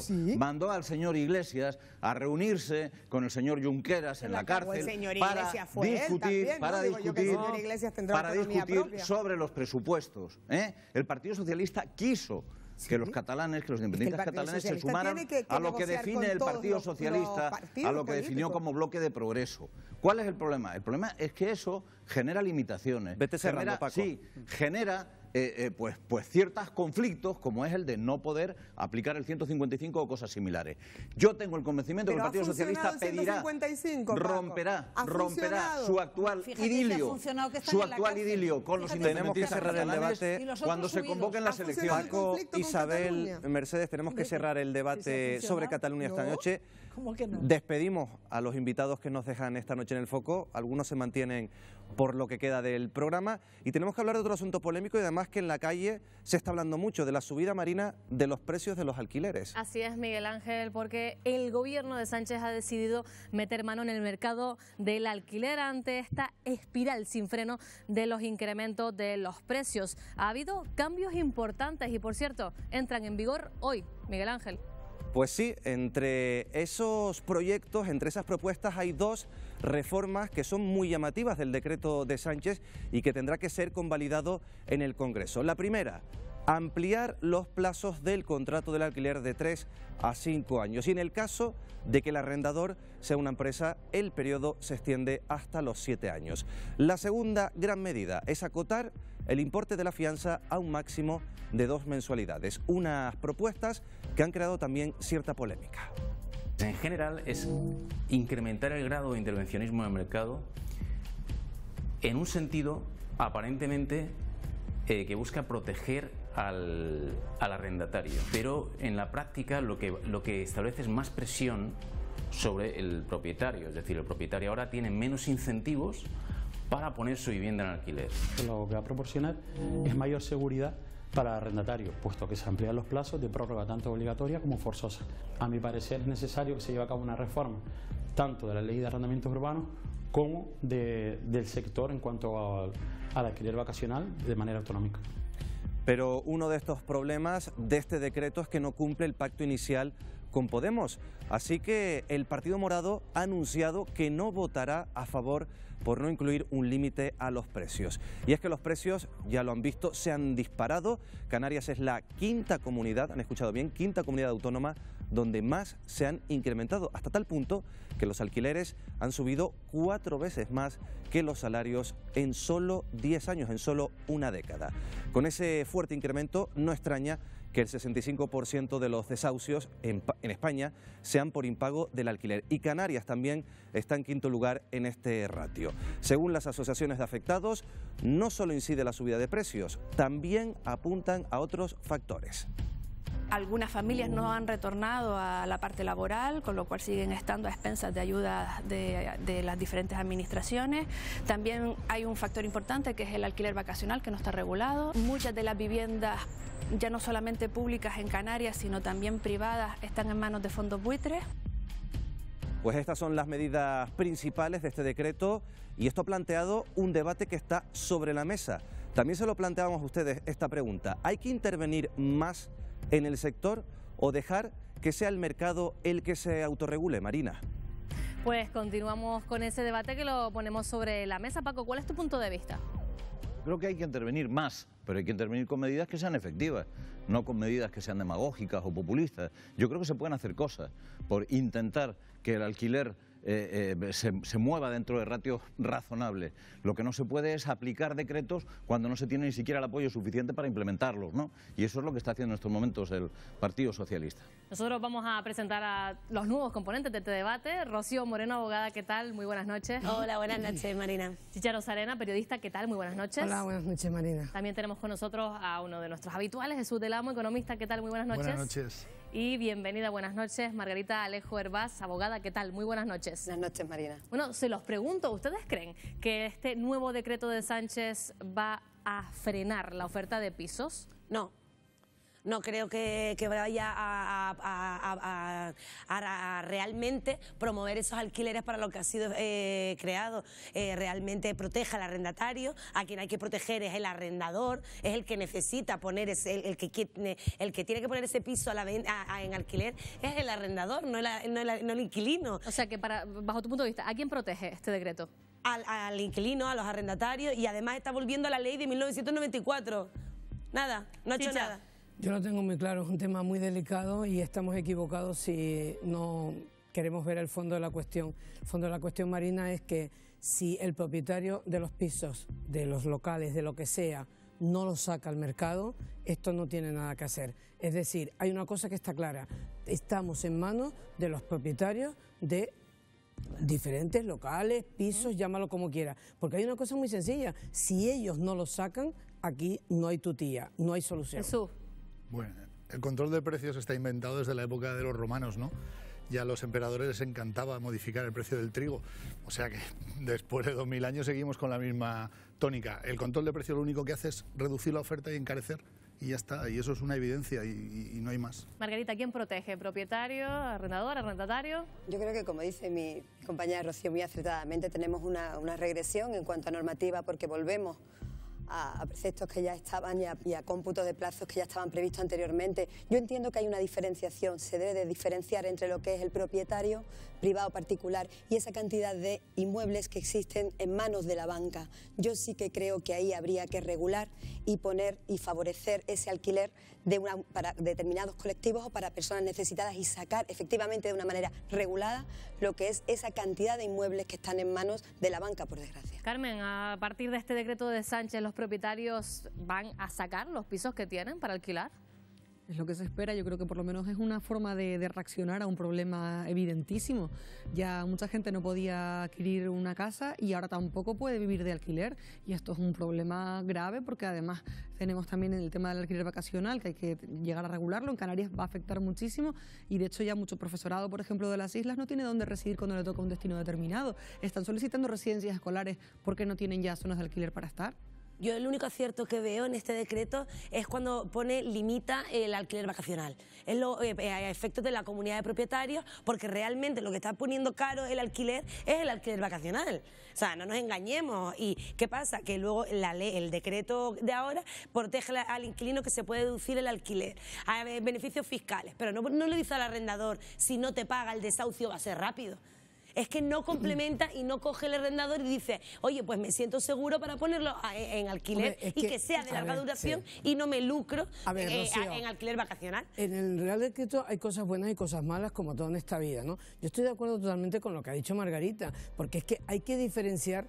Esto es un país democrático, Marina. Tú no puedes obligar a que Paco Pomares, si tiene 50 viviendas, las ponga en alquiler. Las ganas mías. Sí, bueno, pero es un ejemplo, ¿no? ¿Por qué? Porque tú las pones en alquiler si te da la gana. Si no te da la gana, no las pones. Y estamos en manos.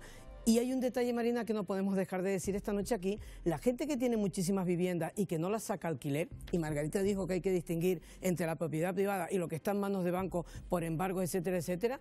¿Tú te crees que viven del alquiler de esas viviendas? No, y les da igual tenerlas, digamos, sin sacar el alquiler. Si te parece, Chicha, vamos a contarles la otra cara. El terrible efecto secundario del incremento de precios del alquiler no deja de ser los desahucios, y han aumentado en Canarias. Un equipo del Foco ha estado con familias que prácticamente se van a ver en la calle por no pagar el alquiler. También con la otra parte, aquellos arrendadores que no reciben sus mensualidades.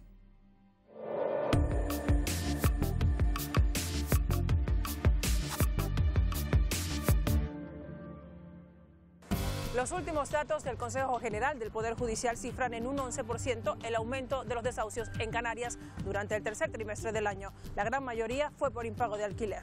Parejas que antes, por ejemplo, podían tener unas nóminas, vamos a llamarlas normales, muchos de ellos que ya tienen contratos de hace 3 años atrás, pues lógicamente al subir los precios simplemente y algunos de ellos quedarse en paro, pues lógicamente volvemos a entrar en que con una nómina no va a ser suficiente solo para pagar lo que sería el arrendamiento de una vivienda. O personas como Luisa, vive con una pensión no contributiva de 290 euros. Desde el mes de julio no paga alquiler. Recibe ayuda para comer a través de plataformas sociales. Y ahora, como no puedo pagar el alquiler, nos han desahuciado y nos dicen que en el mes de enero tenemos que salir de aquí, y yo estoy muy enferma. No tengo dónde ir. Entendemos la situación del propietario de la vivienda. Me imagino yo que el propietario tendrá sus problemas. Nuestra postura es una madre con un hijo con una discapacidad, los dos, y cobrando una no contributiva con unos ingresos mínimos. Como viven muchas familias en Canarias, una de dos: o comes o pagas. La otra cara de esta problemática la encontramos en propietarios como nuestra siguiente protagonista. Nos pide que ocultemos su rostro y no revelemos su identidad. En el último año ha solicitado 2 lanzamientos por impago de alquiler. Le han destrozado su casa y ha tenido pérdidas económicas que superan los 10.000 euros. La justicia no nos protege. He tenido que estar durante 14 meses prácticamente manteniendo a mi inquilino. Me he tenido que poner a trabajar para poder afrontar las cosas, porque he tenido que encima pagarle el agua y la luz. Ya no le puedo decir a un ELCO que no me paga un inquilino. sea, yo tengo que buscar el dinero, tengo que pagar. Me encontré la escalera del edificio rota, se llevaron armarios, se llevaron colchones, rompieron los que quedaron, neveras, bueno, todo un desastre. Según el abogado Juan Dimas Sesto, en la actualidad y gracias a la reforma de la ley, los procedimientos judiciales por impago de alquiler suelen resolverse rápidamente, no así los hipotecarios. La última reforma, principalmente la más gorda, que fue en el 2015, lo que hizo fue reforzar el papel de propietario y el que al presentar una demanda los procedimientos no se alargaran de manera interminable como pasaba antes, que duraba meses, años incluso, para poder echar un inquilino. Las plataformas antidesahucios continúan reivindicando una intervención por parte del gobierno que garantice el cumplimiento del artículo 47 de la Constitución, que establece el derecho a una vivienda digna y adecuada. Y ante estos efectos secundarios yo les pregunto, ¿hay que limitar el precio del alquiler como aboga Podemos, Jesús? No, porque aparte es una medida que no es nueva, ya se está aplicando en Alemania y en otros países, se aplicó también en San Francisco y lo que hizo fue encarecer, porque al final no puedes abarcar, hay excepciones en el mercado, se abren puertas, los propietarios se meten por ahí y lo que se hace es que se sacan pisos del mercado y encima los que quedan se encarecen. O sea que esto está todo inventado. Margarita.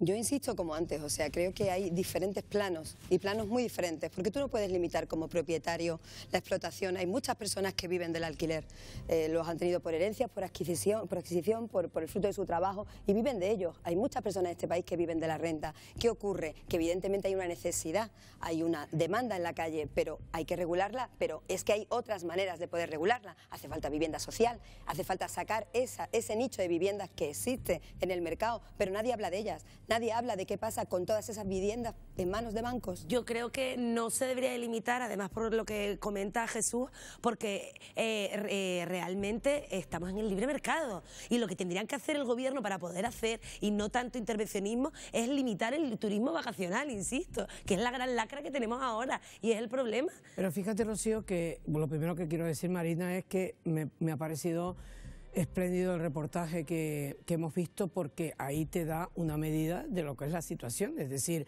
la persona que se va a quedar en la calle con falta de medios total y la persona que no recibe el dinero del alquiler y que, como decía Margarita, pues oye, lo mismo es su entrada. Pero yo te dije una matización antes y te la vuelvo a decir, y ahora quiero matizar otra cosa más. Estamos hablando, cuidado, con que hay que limitar el precio del alquiler. Tú no puedes limitar nada, tú puedes poner tu vivienda al precio que te dé la gana y yo te diré si voy o no y si puedo afrontarlo o no. ¿Hay que limitar, Paco, como aboga Podemos? Sinceramente, es que es una pregunta que tiene una difícil respuesta, porque ¿sería bueno en un mundo ideal que las cosas funcionaran de esa manera? Pues a lo mejor sí, pero es que no es aplicable, no se puede aplicar.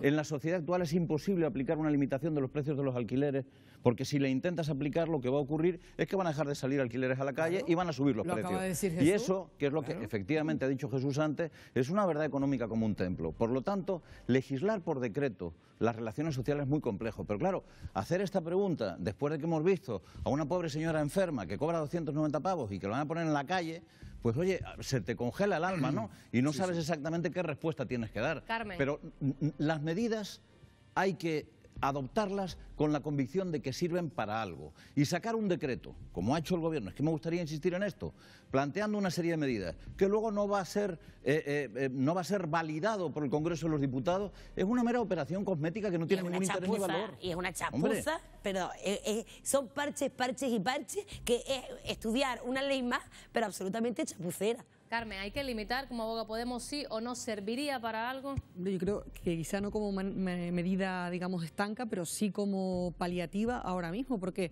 la gran mayoría de los españoles ahora mismo son mileuristas y los alquileres están por encima de 500, 700 euros. Si ya pagas el agua y la luz, es que la mayoría de las personas después no tienen con qué vivir, y tampoco podemos decir, es que continuamente se habla de la libre oferta y demanda, pero dentro de eso entra una subvención, dentro de una libre oferta y demanda, con lo cual, ¿dónde queda esa subvención que parte de nuestros impuestos? Ahí habría que, quizás, como dice Paco, si te queda una situación, ¿no?, como vemos esta señora, pero hay soluciones, ¿no? O sea, la gran mayoría se puede funcionar de una forma libre. Debería haberlas. Ahora mismo no. Y luego hay, pues, se me ocurren cheques asistenciales para que una persona pudiera, de alguna forma, incorporarse al mercado, o sea, no tener que destinarle una vivienda social que tú crees, o tengamos el peligro de crear guetos donde metes a la gente que no puede pagar. podemos instaurar, por ejemplo, un cheque en el cual le puedas compensar a una persona y que elija igualmente dónde vivir, ¿no? Con unos determinados baremos. Está claro que luego está el problema este de las grandes ciudades ahora, que se han puesto de moda los centros, y ya entramos en otro debate, pero también hay una cosa, es que en España el suelo y la construcción está muy intervenido, entonces no es un mercado libre, y por eso tenemos estos fallos y tenemos estas tensiones. Quizás habría que plantearse en serio cómo se accede a la vivienda en España y ampliar la base desde el suelo, la construcción, para que, y lo que está claro es que hay una cosa, que es que no vamos a poder todos vivir en el centro de las ciudades, pero sí podremos encontrar una vivienda digna, pero ahora entramos en el otro problema, que nos iríamos, pero que estamos ahora penalizando también el acceso a las urbes, ¿no? Con el tema del medioambiental, en los coches, lo que contaminan, o sea, que al final eso se va a encarecer todavía más, porque el que tiene más dinero va a pagar más por vivir en el centro y evitarse los pegatinas estas famosas de los coches. Por tanto, o sea, el camino que nos lleva a la oferta y la demanda y lo que nos está llevando es que cada vez tener una vivienda va a ser un lujo, no es pero una ya oferta hasta de alquiler. No es una oferta o demanda real, porque si te fijas en la península está vacía prácticamente, más allá de las ciudades. Y sin embargo no se puede construir. Y lo mismo pasa en Canarias, hay muchísimo territorio que está protegido y no se puede construir. Y si tú te das cuenta, por ejemplo, Mucha Tenerife... vivienda vacía no tampoco se puede vivir. También, no, estamos hablando incluso de acceder a vivienda nueva. O sea, hace poco la patronal de Canarias hablaba, COE hablaba de que va a haber un déficit de 40.000 viviendas a corto plazo. Tenemos un problema. Pero claro, como estamos hablando también de una regulación y una dificultad para la construcción, para el crédito y tal, pues todo al final... Es curioso, porque tenemos un déficit de 40.000 viviendas y 50.000 viviendas sin ocupar. ¿Qué cosa más curiosa?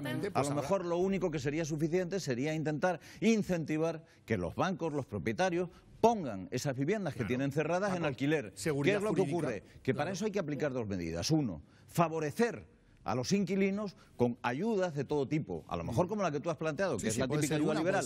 Y dos, garantizar, darle garantías al arrendador de que no va a perder la propiedad que tiene por alquilarla. Es una mezcla de ambas dos cosas. Continuamos porque tenemos que cambiar de tema. Yo me imagino que estarán de acuerdo conmigo. Es las Navidades, la época en la que los españoles hacemos más temblar el bolsillo con esas ansias de consumir, pues a veces nos endeudamos, pedimos ciertos créditos donde no sabemos dónde nos estamos metiendo. ¿Quieren conocer las claves de este tipo de créditos, de lo que se esconde detrás del dinero fácil?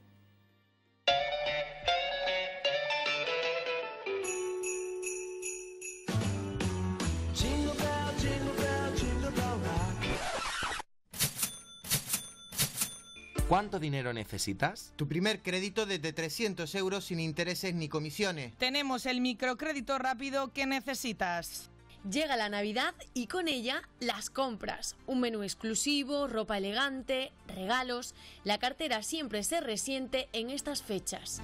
¿Cuánto te sueles gastar por esta época? Más de 200 euros, sí. Vamos a ponerte 300 euros. Unos 800 euros, más o menos. Por este motivo, algunos piden pequeños créditos para cubrir tanto gasto. ¿Y usted alguna vez ha pedido un crédito para estas fechas, para Navidad?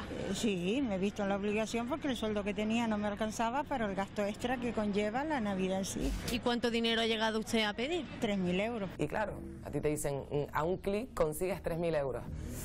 Ay, y hay mucha gente que cae. Tienes que hacerlo así, porque si no los críos se quedan desconsolados y hay que cumplir con ellos. Los expertos aconsejan leer siempre la letra pequeña, una letra que pasamos por alto y que ofrece una información muy importante. Muchas veces, pues incluso telefónicamente nos informan que el interés de tal tarjeta es del 2%, por ejemplo, pero es un 2% mensual.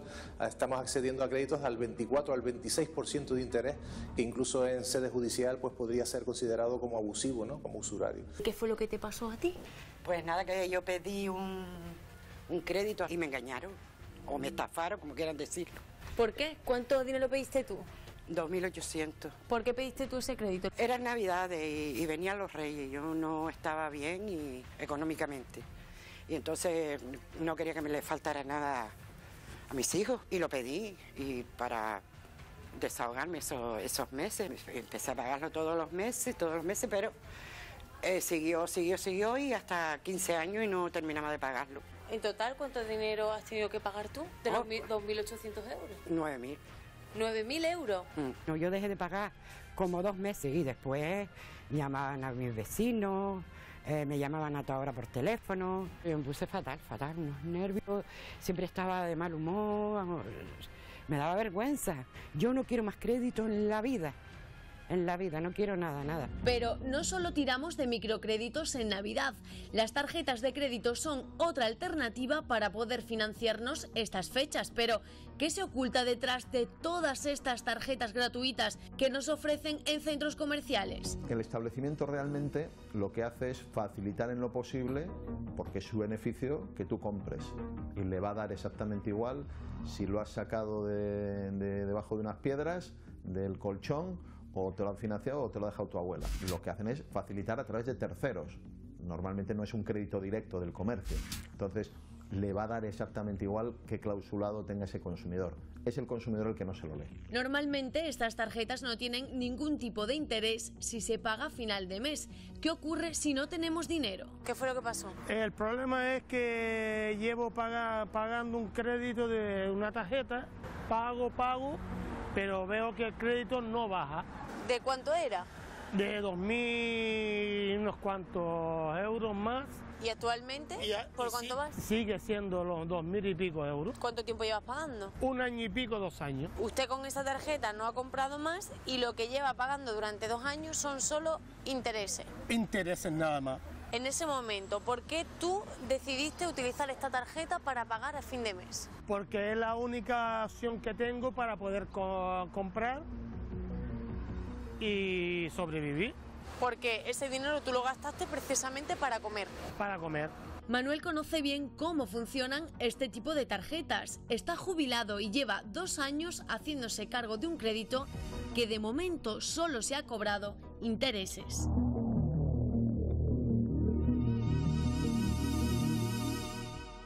Bueno, ya lo han visto, Manuel lleva años pagando y sigue con la misma deuda. Jesús, ¿cómo es posible? Pues es posible, es posible. Yo no sé si tú nos puedes ayudar después a explicar las claves para no caer en este endeudamiento. Venga, lo intentamos, encantado. Bueno, lo hacemos si ustedes quieren después de la publicidad, no se muevan.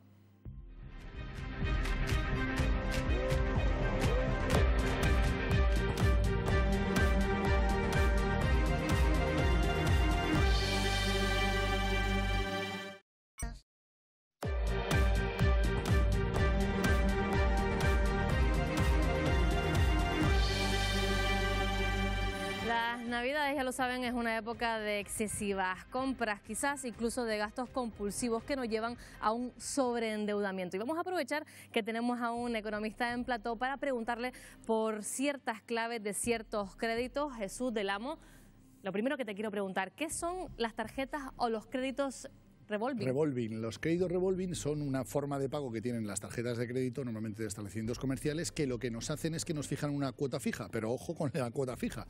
Supongamos que nos gastamos, vale, 3.000 euros, o que podemos llegar hasta los 3.000 euros, y nos ponen una cuota, oye, 20 euros al mes, ¿no? Bueno, pues más o menos. Simplemente haciendo un cálculo rápido, esto tardaríamos en pagarlo 12,5 años. ¿Vale? Es una pasada. Es una pasada. Y aparte nos vamos al tipo de interés, que nos vamos a dar aproximadamente de un 28% con todos los gastos incluidos, que es el TAE. Jesús, ¿vale? ¿Esos intereses están regulados? ¿Se puede permitir ese 28%? Bueno, normalmente estamos hablando que a partir de un 16-17, los abogados lo sabrán mejor, se puede considerar casi usura. O sea que estamos hablando de un tema bastante peliagudo, ¿no? Entonces, bueno, aquí nos damos cuenta que si le metemos a esta cantidad, que ya tardábamos 12,5 años, le sumamos un 28% anual, esta deuda se nos convierte, por supuesto, en indefinida, ¿no? Esto es casi perpetuo, ¿no? Estaríamos hablando, Jesús, de una deuda prácticamente para toda la vida. Lo que estaban comentando antes en el reportaje tan estupendo que hemos preparado. Pero también hay unos créditos quizás más pequeños para incentivar el consumo de 100, 200, 300 euros. ¿Funcionan igual? Parecido. Todavía vamos a tener un dato más curioso, ¿no? Estamos hablando de los microcréditos. ¿Qué ocurre? El auge de Internet nos permite conseguir pequeñas cantidades de dinero muy rápido. Pongamos, por ejemplo, 100 euros, ¿vale? ¿De acuerdo? 100 euros, en un mes tenemos que devolver 135. Tenemos 35 euros de interés, ¿vale? Parece que no es mucha cantidad, pero si hacemos el cálculo financiero, si este préstamo es un 28%, este es un 3.752% de interés, que sería este tema. Y aparte estamos hablando de que, bueno, estamos hablando de una cantidad de 100 euros para tener que devolver. Si no la puedo tener ahora, la voy a poder tener dentro de un mes. Ojo, porque aquí, además, las comisiones son muy fuertes. Jesús, para ir terminando, danos un consejo. ¿Qué tenemos que mirar como consumidores con una lupa? Las tarjetas, siempre pagarlas al vencimiento, evitar las trampas del 28% del crédito y esos microcréditos en caso de necesidad y cuando tengas la seguridad de que vas a poder generar el principal y el interés en ese plazo tan corto. Si no, jamás utilizar un microcrédito. Jesús, muchísimas gracias. Puedes sentarte porque vamos a seguir debatiendo acerca de este asunto que son pues las trampas, el dinero fácil. Margarita, ¿por qué acabamos con estos endeudamientos? Pues muy sencillo, primero porque estamos en una sociedad consumista de un nivel tremendo y sobre todo aprovechando fiestas. Parece que todo el mundo tiene que tener todo y en este momento si no parece que se te criminaliza. Y aparte porque evidentemente existe muy poca cultura financiera, no estamos acostumbrados a leer las letras pequeñas, lo que comentaba el compañero, hay que mirar el interés, pero aparte de todo ello, estos créditos, o sea, son demandables, son denunciables, ahí hay usura. O sea, los intereses están regulados ya, por suerte. Ha sido una pelea de consumidores y ya están regulados y hay unos límites. Lo que pasa es que hay que ir a la justicia como siempre. ¿Demandables, denunciables? Sí. De eso sabes, Rocío.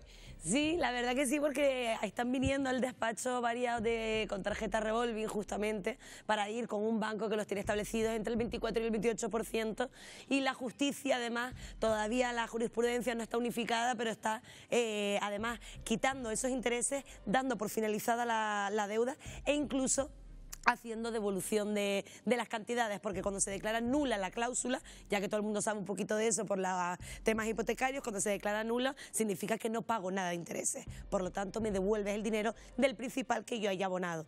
Chicha, ¿es falta de cultura financiera, es desconocimiento? Hay un poco de todo, Marina, vamos a ser sinceros. Veíamos en el reportaje que realmente, vamos a hacer memoria, casi todos eran para las compras. Nadie dijo que fuera solamente el señor último, el de los 2.000 y pico largos, que tuvo gracias, dijo 2.000 y bastantes más euros, o sea que también estaba cerca de los 3.000 como la señora de los 2.800.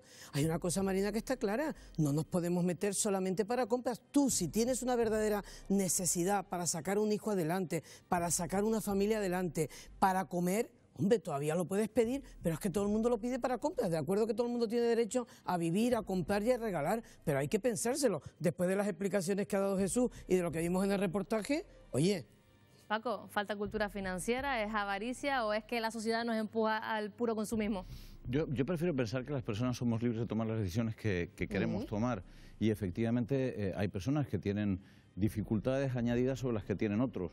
Pero cuando se analiza ese hecho, el que hablamos siempre de que hay un 40% de pobreza relativa en las islas, y luego eso lo intentas hacer coincidir con los datos que han aparecido estos días sobre el hecho de que la familia media canaria, o la familia canaria gasta de media, sería más correcto decirlo así, 500 euros durante las Navidades en gastos extra, uno dice, aquí hay algo que no casa, o no tenemos un 40% de pobreza, o realmente hay mucha gente que en Navidades hace verdaderas locuras, ¿no? Carmen. Yo creo que eso debería hacernos pensar un poco. Y luego, perdón un momento, Marina, hay un bombardeo tremendo en la televisión de anuncios y demás, que eso va a pasar lo que está pasando con las apuestas, etcétera, que es que incluso gente conocida hace anuncios de esas empresas que, como dijo Rocío antes, usura, ¿verdad? Yo esta tarde, Marina, he recibido en mi correo electrónico particular ofrecimientos de este tipo de créditos. Precisamente por eso te quería preguntar, estamos hablando de créditos, Jesús, que son legales, pero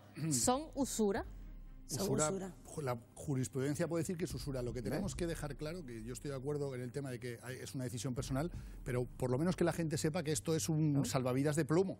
O sea, te agarras a esto y te vas a hundir más. O sea, eso lo tiene que tener claro la gente. Luego la decisión de cada uno, es verdad que... Bueno, ¿y por qué se permiten?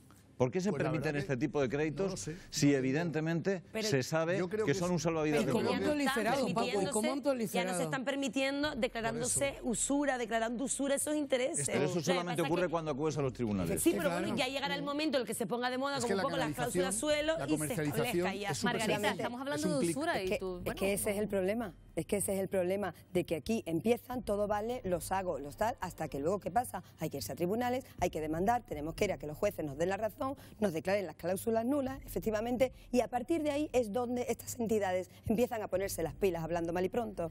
Ahí es cuando ya hemos tenido que acudir, ha tenido que haber una mansalva, como pasa en todas las cláusulas de las que ya, por suerte, casi todo el mundo conoce. Pero esto seguirá existiendo mientras no se le ponga freno de antemano.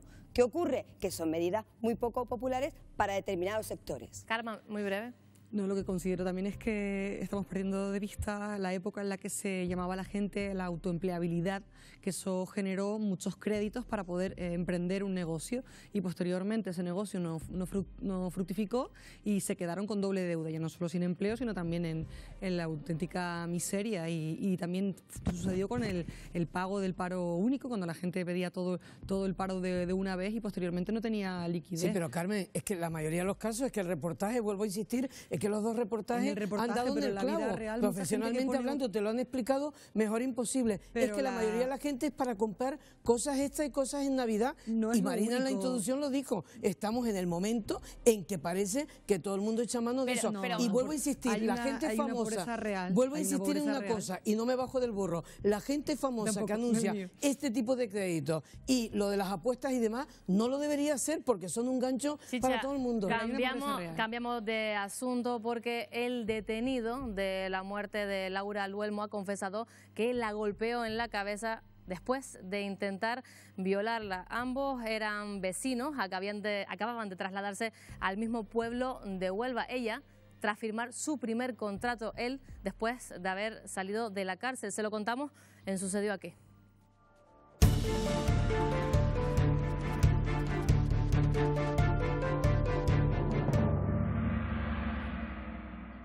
Pues sí, Marina, vamos a hablar de ese caso, Laura Luelmo, desgraciadamente asesinada en Huelva. Y además tenemos a ese autor confeso, que confesaba. Félix Ríos, buenas noches, ¿qué tal? Buenas noches, Miguel Ángel, ¿qué tal? Bueno, hemos conocido a raíz de las filtraciones en numerosos medios, filtraciones de la autopsia, filtraciones también de la confesión del propio acusado, de Bernardo, entre otras cosas. Vamos a intentar aclarar ciertas cosas que ha dicho, entre ellas Félix.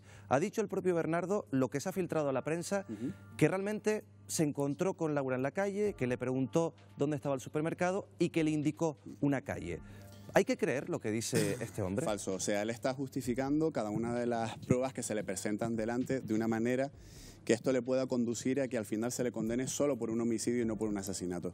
Sabemos que es muy probable que la capturara, que la sorprendiera, que la metiera tal vez en su casa. Está por determinarse cuál fue la guarida de la agresión y luego se deshizo del cuerpo.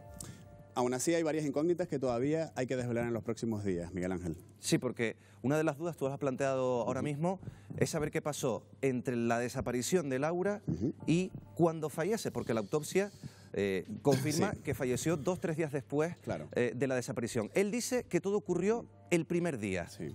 Hay un informe preliminar de autopsia, ¿vale? De todas maneras, todo esto son filtraciones, que dice que la muerte ocurrió posiblemente 2 días después. Eso quiere decir que si desapareció 2 días antes, la agresión duró durante ese periodo de tiempo o bien la agredió, la mató y se deshizo del cuerpo pensando que estaba muerta y realmente lo que hizo fue dejarla agonizando durante 2 días. Esa es la clave de la cuestión y eso es lo que ahora los investigadores tienen que resolver. Porque claro, dependiendo de lo que haya pasado, se puede enfrentar a una pena u otra pena también. Se puede enfrentar a una pena por homicidio o se puede enfrentar incluso a una prueba de lesiones dolosas con resultado de muerte. A todas vistas yo creo que esto va a terminar demostrándose que es un asesinato. Porque sabemos ya que había agresión sexual, ya el médico forense ha determinado que sí, que hubo actividad sexual. Va a haber pruebas biológicas importantes, ya se ha encontrado sangre en la manta que estaba en la casa del sospechoso, con lo cual es bastante probable que, por mucho que él insista lo contrario, esto va a terminar por sentenciarse como un asesinato.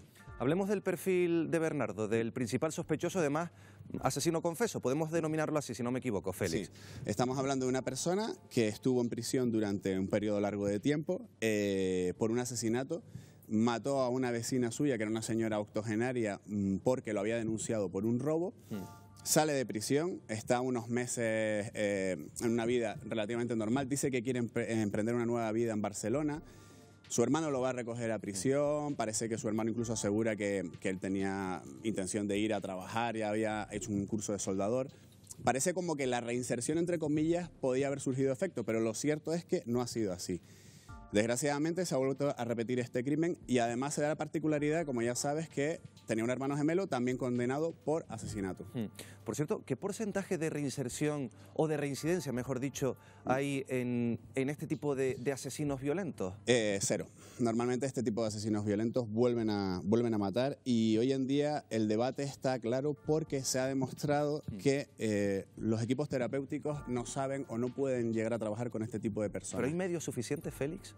¿Esto es un problema de medios? Al final es una cuestión de medios, de ganas, de control y sobre todo de tener equipos terapéuticos que puedan trabajar sobre estos presos. Ten en cuenta que la mayoría de las poblaciones penitenciarias en España están multiplicadas por 3 o por 4. Entonces, te puede ocurrir que a un preso lo vea la Junta de Tratamiento pues a lo largo de un año una vez o en 2 años lo ven una vez.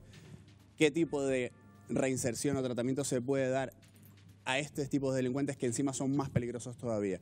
Ese es el debate que está hoy en la calle, si realmente merece la pena implantar la cadena perpetua y dejarnos ya de eufemismos de prisión permanente revisable o si realmente tenemos que luchar por la reinserción.